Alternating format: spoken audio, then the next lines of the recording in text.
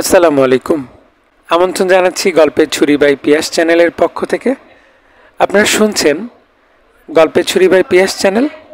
তো আপনাদেরকে আজকে শোনাবো শ্রদ্ধেয় লেখক হুমায়ুন আহমেদের দেয়াল বইয়ের ষষ্ঠ পর্বে। তো আমরা সরাসরি ষষ্ঠ পর্বে চলে যাচ্ছি। তিনি আমাকে শ্যামগঞ্জের ট্রেনে তুলে দিয়ে চলে যেতে পারতেন, তা করলেন না। আমার সঙ্গেই রওনা হলেন। একজন স্বামী তার স্ত্রীকে কতটা যত্ন করে ঠিক ততটাই উনি করলেন। ট্রেনের কামরা ফাঁকা ছিল। তিনি আমাকে বেঞ্চে পা ছড়িয়ে শুয়ে ঘুমাতে বললেন। আমি তাই করলাম। পথে কোনো মিলিটারি চেকিং হলো না, কিংবা হয়তো হয়েছে, আমি ঘুমিয়েছিলাম বলে জানি না। ঢাকায় পৌঁছালাম ঠিক বিকালের দিকে। তখন ভারী বর্ষণ হচ্ছে, রাস্তায় হাঁটু পানি। রিকশায় ভিজতে ভিজতে বাড়ির দিকে যাচ্ছি। আমার স্বামী বললেন, আমার কিন্তু ফিরে যাওয়ার ভাড়া নেই। আমি জবাব দিলাম না। আমাদের বাড়ির গেট খোলা, বাড়ির দরজা ভেতর থেকে বন্ধ। অনেকক্ষণ দরজা ধাক্কানোর পর দাদাজান ভীতমুখে দরজা খুললেন। তিনি দাড়ি রেখেছেন, মুখ ভর্তি দাড়ি জঙ্গলে, তাকে ঠিক চেনা যাচ্ছে না। আমাকে দেখে তিনি ভূত দেখার মতো চমকে উঠলেন। টেনে ঘরে ঢুকিয়ে দরজা বন্ধ করে দিলেন। আমার মনেই পড়ল না একজন মানুষ গেটের বাইরে দাঁড়িয়ে বৃষ্টিতে ভিজছে, তার কাছে ফিরে যাওয়ার ভাড়াটাও নাই। দাদাজান স্তব্ধ হয়ে হুজুরখানার সব গল্প শুনলেন। ক্যাপ্টেন শামসের আগমন, আমার বিবাহ, কিছুই বাদ গেল না। দাদাজান বললেন, মেঝের দিকে তাকিয়ে আমার চোখে চোখ না রেখে, বিয়ের পর বরটার সঙ্গে তোর শারীরিক কিছু কি হয়েছে? আমি বললাম, না। দাদাজান হাঁপ ছেড়ে বললেন, তাহলে বিবাহ বৈধ হয় নাই। জাহাঙ্গীর হারামজাদাটাকে আমি লাথি দিয়ে বিদায় করছি। দাদাজান হয়তো হাফেজ জাহাঙ্গীরকে লাথি দিয়ে বিদায় করতেই ঘর থেকে বের হলেন, ফিরলেন তাকে সঙ্গে নিয়ে। তিনি এতক্ষণ ঝুম বৃষ্টিতে ভিজছিলেন।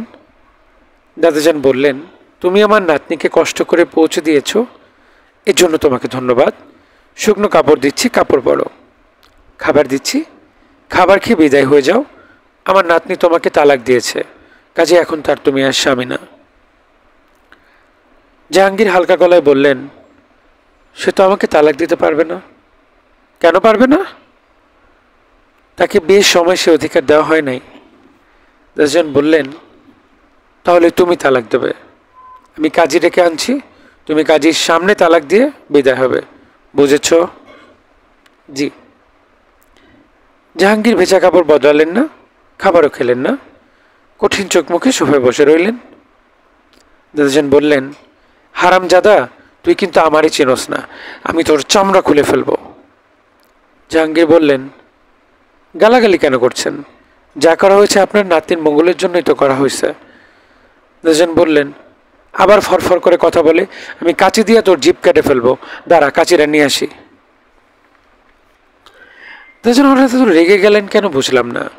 তিনি সত্যি সত্যি বিশাল এক কাঁচি নিয়ে ফিরলেন। তার আগে জাহাঙ্গীর সোফায় এলিয়ে পড়লেন। জ্বরে তার গা পুড়ে যাচ্ছিল। এই মানুষটি গুনে গুনে ঠিক 3 সপ্তাহ প্রবল জ্বরে ভুগল। তাকে রাখা হলো একতলার একটা ঘরে। বাংলা সিনেমা নায়িকাদের মতো আমি আমার স্বামী সেবা যত্ন করলাম, তা যেন কেউ মনে না করেন। মাঝে মাঝে দরজার সামনে দাঁড়িয়ে উকি দিয়েছি, এই পর্যন্তই। তার নিউমোনিয়া হয়ে গিয়েছিল। ডাক্তার জবাব দিয়ে দেওয়ার পর তাদের তাকে হাসপাতালে পাঠানোর ব্যবস্থা করলেন। কঠিন গলায় বললেন, হাসপাতালে গিয়ে মরুক, আমার এখানে না। ন্যাশনাল হাসপাতালের সঙ্গে ব্যবস্থা করা হলো। তারা অ্যাম্বুলেন্স নিয়ে রোগী নিতে এলো। রোগী সবাইকে অবাক করে দিয়ে বলল, আমাকে হাসপাতালে নিতে হবে না, আমার রোগ সেরে গেছে, আমার বাপজানের মৃত্যু হয়েছে, আমি এখন গদিনশীন পীর। দাদাজান বললেন, তোমাকে কে বলেছে? জিনের বাচ্চা এসে বলে গেছে? তিনি এই প্রশ্নের জবাব না দিয়ে আমার দিকে তাকিয়ে বললেন, আল্লাপাক যখন কাউকে বিপদ দেন, পরপর 3 বার দেন। তোমার জীবনে আরও 2 বার মহাবিপদ আসবে, তখন এক মনে দোয়া গঞ্জ সারস পাঠ করবে। আরেকটা কথা, কুকুর থেকে সাবধান থাকবে, একটা পাগলা কুকুর তোমাকে কামড়াবে। দাদাজান বললেন, চুপ থাক বুড়বাক, ফকির সাহেব চলে এসছেন, গেট পাড়া দিলে নাক মুখ দিয়ে ফকিরি বের হয়ে যাবে। হাফেজ জাহাঙ্গীর দাদুজানের কথা শুনে মজা পেয়েছেন, তার মুখ ভর্তি হাসি। দাদুজান বললেন, তুই হাসছস কেন? আপনার অকারণ রাগ দেখে হাসছি। আপনি চাইলে আপনাকে একটা তাবিজ দেব, তাবিজ ধারণ করলে রাগ কমবে। আর একটা কথাও না, একটা থাপ্পড় দিব। ন্যাশনাল হাসপাতালের অ্যাম্বুলেন্সে দিয়ে তাকে রেল স্টেশনে পাঠিয়ে দেওয়া হলো। আমরা তার ভাড়া দিতে ভুলে গেলাম, তিনি চাইলেনও না। মার্চ মাস। সে বছর মার্চ মাসে অস্বাভাবিক গরম পড়েছিল। আকাশ থেকে রোদের বদলে আগুন ঝরছে, গাছের কোনো পাতাই নড়ছে না। আসন্ন দুর্যোগে ঝিঝি পোকারা দিনের বেলা ডাকে, এখন ঠিক তাই ডাকছে। প্রচণ্ড গরমে কালো পোশাক পরা আর্টিলারি প্রধান মেজর ফারুক খুব ঘামছেন, গায়ে কালো শার্ট ভিজে উঠেছে। তিনি আকাশের দিকে তাকালেন। আকাশ মেঘে ঢাকা। গত কয়েকদিন ধরে আকাশ মেঘাচ্ছন্ন, কিন্তু বৃষ্টি হচ্ছে না। মেঘের কারণেই গরম বাড়ছে, গ্রিন হাউস ইফেক্ট। একসময় নাকি পৃথিবীতে গরম বাড়তে বাড়তে এমন হবে যে মানুষ ও পশু পাখির বাসের অযোগ্য হয়ে যাবে। ফারুকের মনে হচ্ছে সেই দিনটা খুব বেশি একটা দূরে না। মেজর ফারুক দলবল নিয়ে চট্টগ্রামে হাটহাজারীর জঙ্গলে। তার শীতকালীন রেঞ্জ ফায়ারিং শিডিউল। মার্চ মাসে শীত নেই, চামড়া পুরনো গরম পড়েছে।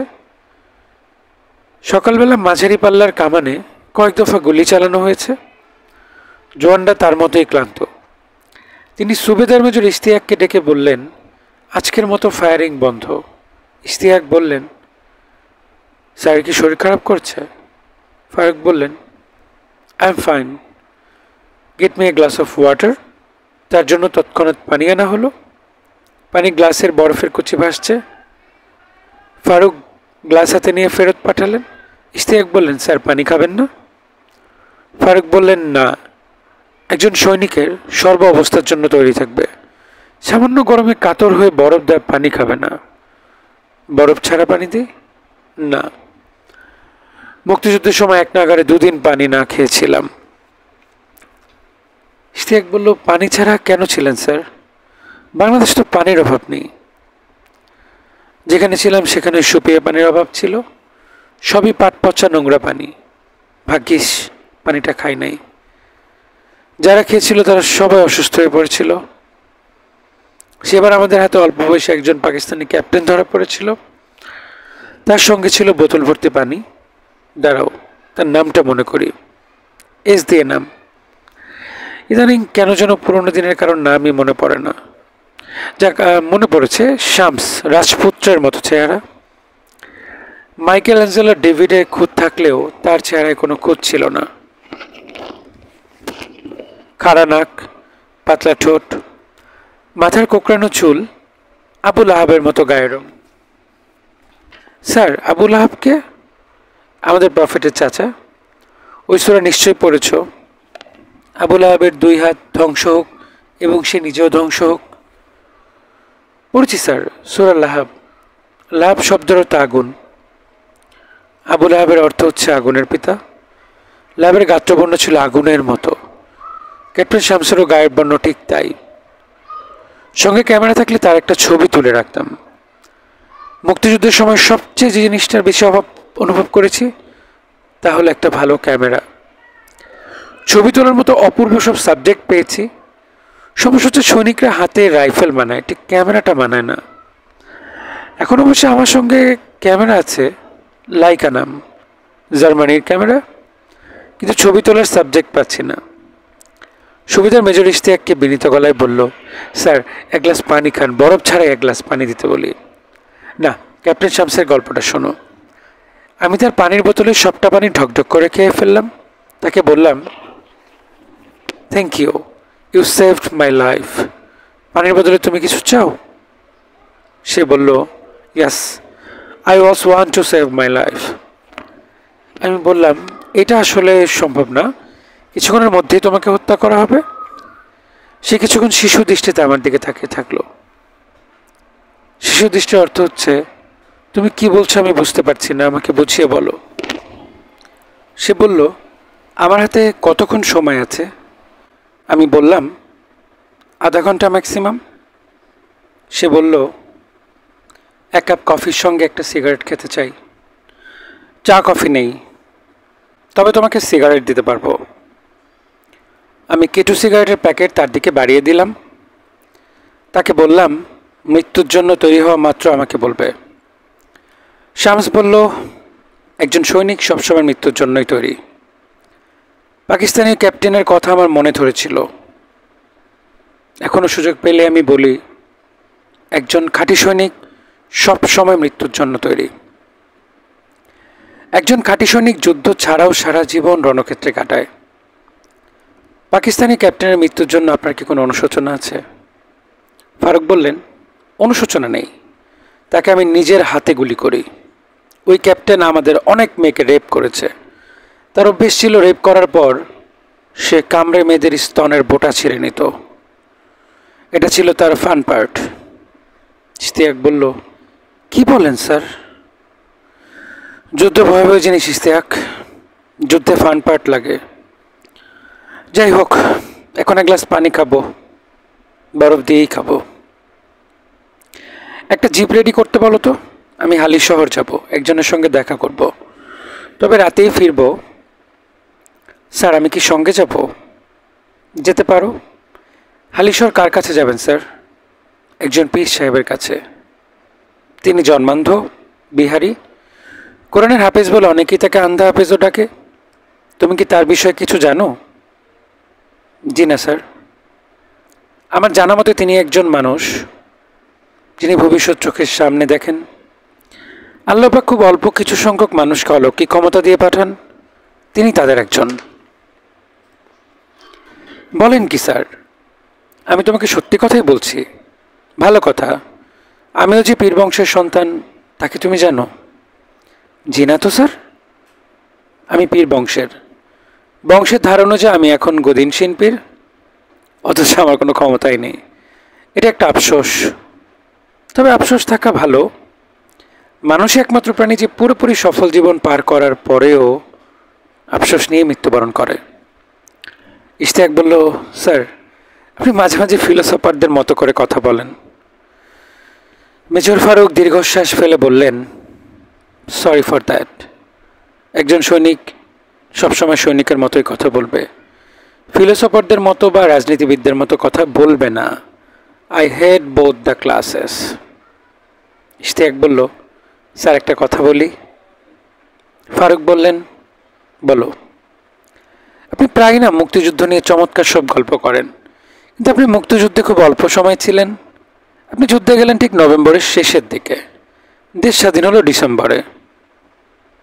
ফারুক বললেন, তুমি কি আমার গল্প অবিশ্বাস করছো? জি না স্যার, একটি যুদ্ধে 24 ঘন্টায় অনেক কিছু ঘটে যেতে পারে। পারে না? পারে স্যার। ক্যাপ্টেন শামসকে নিয়ে আমি প্রায় যে গল্পটি করি তা অন রেকর্ড আছে। জেনারেল উসমানী যুদ্ধকালীন archive. Do you understand? Yes sir. অতিরিক্ত চালাক হয়েও না। সেনাবাহিনী অতিরিক্ত চালাকদের জন্য নয়। Sorry sir. টিনের বেড়া, টিনের চালা, ছোট্ট কামরা, দড়ির চার পায়ের এক কোনায় প্রচণ্ড গরমে উলের চাদর গায়ে আন্তাপীর বসে আছেন। চার পায়ের এক কোনায় বিশাল হারিকেন। হারিকেনের কাজ ঠিকমতো লাগানো হয়নি বলে বনকা বনকা ধোঁয়া বেরোচ্ছে। বাতাসের কারণে ধোঁয়া যাচ্ছে আন্তাপীরের নাক মুখে, কিন্তু তাতে তার কোনো বিব্রত মনে হচ্ছে না। চাদরের বাইরে তার ডান হাত বের হয়ে আছে, হাতে মোটা দানার তসবি। দানাগুলি এক একটি রং, এক এক রকম। মেজর ফারুকের হঠাৎ মনে হলো, এরকম একটি তসবি ফরিদা পেলে খুশি হতো, মালা বানিয়ে গলায় পড়ত। এ ধরনের চিন্তা মাথায় আসায় ফারুক খানিকটা লজ্জিত বোধ করলেন। ফারুক বললেন, পীর সাহেব আসসালামু আলাইকুম। আন্ধাবেজ সালামের জবাবে মাথা নাড়লেন, মুখে সালামের উত্তর দিলেন না। আন্ধাবেজ পরিষ্কার শুদ্ধ উর্দুতে বললেন, বিহারিরা কিন্তু শুদ্ধ উর্দু জানে না। আপনি সৈনিক মানুষ, আপনি কষ্ট করে আমার কাছে এসেছেন, আমি আপনার জন্য ঠিক কী করতে পারি বলুন? হুজুর, আমি সৈনিক মানুষ। তা কি করে টের পেলেন? আন্দাবেজ আস্তে আস্তে বললেন, আমি কোনো আধ্যাত্মিক ক্ষমতায় এই সংবাদ পাইনি। আপনি বুট পায়ে দিয়ে এসেছেন, বুটের শব্দ টের পেয়েছি। বুট জোড়া খুলে আমার পাশে বসুন। ফারুক তাই করলেন। আন্তাপীর বললেন, সৈনিকদের সম্পর্কে একটি রসিকতা শুনবেন? শুনব। বলা হয়ে থাকে সৈনিকদের বুদ্ধি থাকে হাঁটুতে। এটা ঠিক না, তাদের বুদ্ধি থাকে বুট জুতায়। যখন তারা বুট পরে তখন তারা বুদ্ধিশূন্য মানুষে পরিণত হয়, তখন তাদের বুদ্ধি চলে যায় বুট জুতায়। এই কারণে কোনো সৈনিক যখন আমার কাছে আসে, আমি তাকে বুট খুলে আমার পাশে বসতে বলি। আচ্ছা, এখন বলুন আমার কাছে কেন এসেছেন? ফারুক বললেন, আমি একটা কাজ করার পরিকল্পনা করেছি, আপনার দোয়া নিতে এসেছি। আন্তাবির বললেন, আপনার ডান হাতটা আমার দিকে বাড়ান, আমি ধরে দেখি। ফারুক হাত বাড়ালেন। আন্তাবির দুই হাতে ফারুকের হাত ধরলেন। সাংবাদিক অ্যান্থনি ম্যাকনাহাসের কাছে দেওয়া বর্ণনায় মেজর ফারুক হাত ধরাধরির অভিজ্ঞতা বর্ণনা করেছেন। তিনি বলেছেন, হঠাৎ তার মনে হলো তার শরীর দিয়ে যেন হাই ভোল্টেজের বিদ্যুৎ প্রবাহিত হলো। কিছুক্ষণের জন্য মনে হলো তার শরীর অবশ হয়ে গেছে। মেজর ফারুকের বর্ণনার সঙ্গে বাংলা সাহিত্যের অন্যতম প্রধান ঔপন্যাসিক শীর্ষেন্দু মুখোপাধ্যায় ও সাধক অনুকূল ঠাকুরের প্রথম সাক্ষাতের মিল আছে। শীর্ষেন্দু লিখেছেন, ঠাকুর আমার গায়ে হাত রাখা মাত্র আমার শরীরের ভেতর দিয়ে হাই ভোল্টেজের একটা বিদ্যুৎ প্রবাহিত হলো। কিছুক্ষণের জন্য মনে হলো আমার শরীর অবশ হয়ে গেল। আন্দাবেজ ফারুকের হাত ছেড়ে দিয়ে বললেন, আপনার পরিকল্পনা অতি বিপজ্জনক এবং অতি ভয়ঙ্কর। কাজটি যদি আপনি নিজে কোনো স্বার্থসিদ্ধির জন্য নাও করেন, তাহলে সফলকাম হবেন এবং বিপদে পড়বেন না। তবে সময় এখনো আসেনি, যে কোনো কাজের জন্য নির্ধারিত সময় আছে। ফারুক বললেন, নির্দিষ্ট সময় সম্পর্কে আপনি কি আমাকে একটু জানাবেন? জানাবো। ফারুক বললেন, যদি ইজ্জত দেন তাহলে আমি উঠব। আন্দাবেজ মাথা নাড়লেন এবং ফারুকের দিকে হাতে তসবিহ এগিয়ে দিলেন। ক্ষীণ গলায় বললেন, আমার সামান্য উপহার গ্রহণ করুন। এই উপহার আপনার কোনো কাজে আসবে না তা জানি, তবে আপনার প্রিয় কাউকে উপহার দিতে পারেন। একই জিনিসের নানান ব্যবহার হয়ে থাকে। যে লাঠিতে অন্ধ মানুষ পথ চলে, সে লাঠিতে মানুষ খুনও করা যায়। হাতে তসবিহ কিন্তু গলার মালাও হতে পারে। আন্দাবেজের কথার মাঝখানে চার পায়ের নিচ থেকে দুটি বিড়াল লাফ দিয়ে হাফেজের দুপাশে বসলো। ফারুকের মনে হলো বিড়াল দুটি অন্ধ।